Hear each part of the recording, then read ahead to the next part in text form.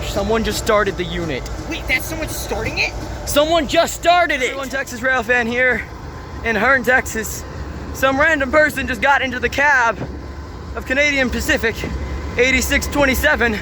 You can see the doors open there. And they actually started the crap. That scared me. Okay.